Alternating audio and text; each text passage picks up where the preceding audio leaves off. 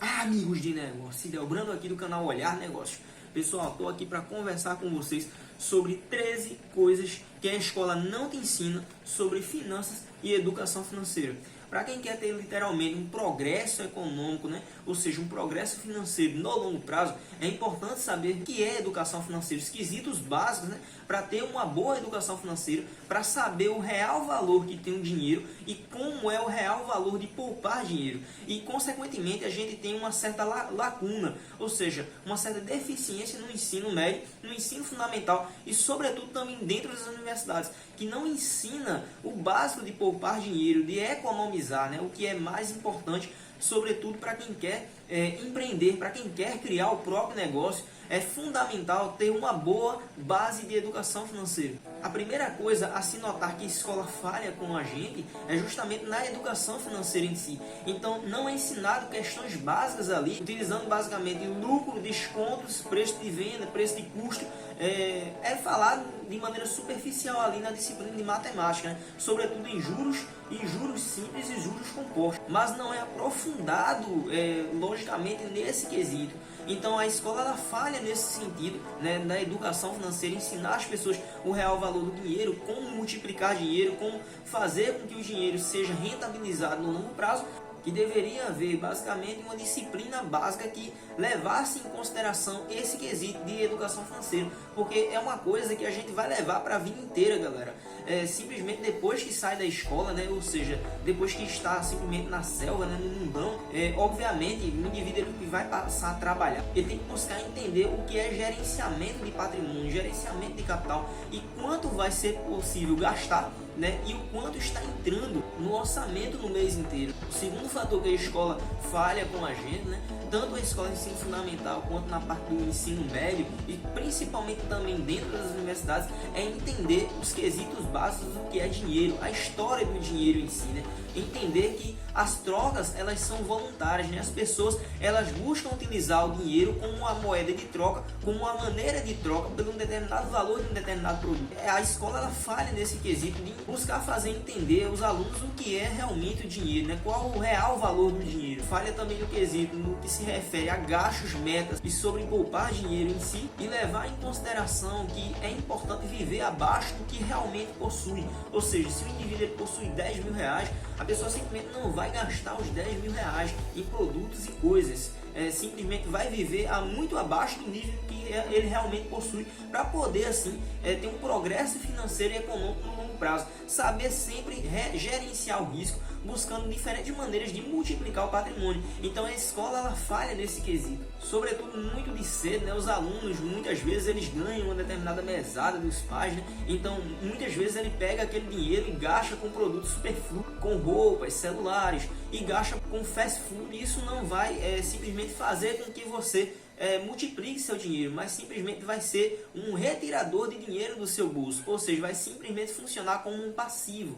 O passivo é tudo aquilo que tira dinheiro do nosso bolso e não funcionar como um ativo que multiplica nosso dinheiro no longo prazo. A escola justamente falha em outro quesito, que é o terceiro quesito, é não ser grato pelo que possui. A gente, galera, tem que ser grato pelo que tem, né? Ou seja, mesmo que seja pouco ou muito, a gente tem que ficar inteiramente grato sobre o que realmente possui, podendo trabalhar mais com o que possui, fazendo com que o patrimônio ele cresça no longo prazo, né? Ou seja, sempre buscar maneiras de gerenciar o patrimônio, o portfólio, buscando crescer economicamente. Então a escola ela falha com isso, falha em não ensinar os alunos a não ser grato pelo que possui, mas simplesmente buscar mais, mas buscar mais de maneira errada. Ou seja, incentivando os alunos a seguir uma maneira unidirecional, ou seja, terminar a escola, ensino fundamental, terminar o ensino médio, entrar numa boa universidade, sobretudo Universidade Federal, terminar a Universidade Federal para aí sim ter um emprego. Ou seja, nesse intervalo de tempo aí, pelo menos dos 5 anos em média aí da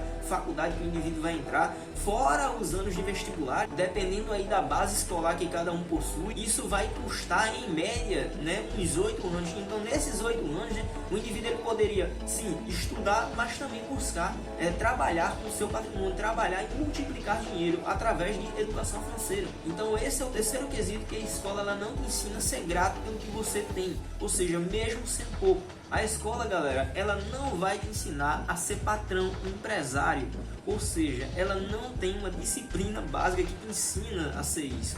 E isso nem nas universidades. Se as universidades particulares e públicas tivessem uma disciplina ensinando a ser patrão, geralmente os alunos saíam da universidade muito mais fácil, né? Muito mais cedo até, né? Nem terminaria a universidade em si. Então a escola ela falha nesse quesito de não ensinar liderança e não ensinar as pessoas a terem uma mentalidade de ser líder e não simplesmente ter uma mentalidade de trabalhar para os outros. Não que trabalhar para os outros seja ruim, obviamente que não. É importante trabalhar, é importante adquirir um determinado patrimônio com isso. Mas quando o indivíduo ele passa a construir o seu próprio império, isso é o que realmente vai fazer com que você tenha novas possibilidades, um leque de possibilidades enorme no longo prazo. A quinta coisa que a escola não te ensina é justamente que a média não é suficiente, ou seja, estar na média ali, por exemplo, tirar a nota de 6, 7, não é suficiente para que você tenha um progresso econômico e financeiro no longo prazo e ter muito sucesso com isso. Porque a média, ela não significa que você vai ter resiliência. Resiliência a adaptar-se a diferentes dificuldades da vida, a diferentes situações. Ou seja, quando a empresa geralmente ela não está gerando lucros, o indivíduo ele tem que buscar se adaptar, ou seja, tendo resiliência para buscar novas possibilidades no mercado. Então a escola ela não te ensina a ser resiliente, buscando sempre te manter ali na média, onde a média é justamente o que não te dá sucesso financeiro, obviamente que não. Você realmente tem que muitas vezes ser adaptativo a diferentes situações. O sexto quesito que a escola ela falha conosco é justamente a não buscar entender, ou seja, não te ensinar a como lidar com os erros. Lidar com os erros é extremamente importante. A gente só aprende, a maioria das vezes, esmagadora maioria das vezes, com os erros.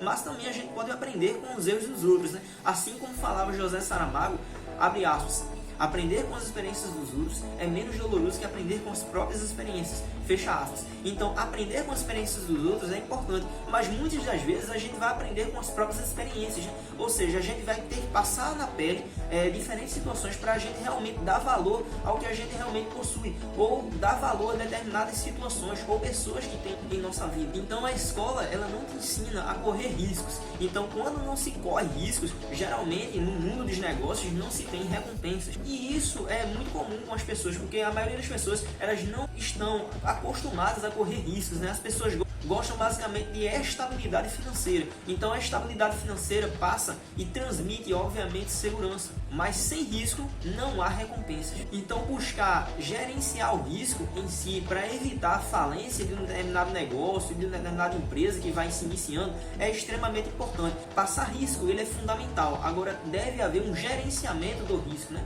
Gerenciamento do patrimônio de como está passando por aquele risco. A sétima falha da escola conosco é justamente que a escola ela te exige muita teoria mesmo, para você obviamente decorar assuntos, decorar sobretudo exercícios, né? Ou seja, decorar muita coisa. E isso está totalmente errado, porque no mundo em que a gente vive, a prática é o que mais importa, porque através dela é que a gente vai conseguir obviamente os resultados tão esperados, né? Ou seja, as recompensas que a gente espera. Assim sendo, a prática ela deve ser fundamental até mais que a teoria, porque só a teoria sem prática não vai te levar a lugar algum. A oitava coisa que a escola falha conosco é justamente não ensinar o fundamental significado do propósito, ou seja, para tudo na vida tem que ter um propósito. Então, quando o indivíduo, o aluno, ele está justamente estudando na escola, buscando progredir no sentido de status, de notas, não significa que ele vai ter um sucesso financeiro e econômico muito grande, porque tem que tirar ali daquela questão das notas, né, para mostrar significado naquilo, para mostrar um propósito a ser alcançado. E a escola justamente falha nesse quesito. Ela não mostra propósito a ser alcançado através daquelas notas, ou simplesmente daqueles assuntos, daquele conhecimento que você está adquirindo. Ou seja, propósito prático, ou seja, sabedoria prática. A nona coisa que a escola não nos ensina é justamente começar de baixo, ser humilde, ter humildade para poder progredir economicamente de baixo ou progredir de baixo em qualquer setor da economia que a gente está inserido.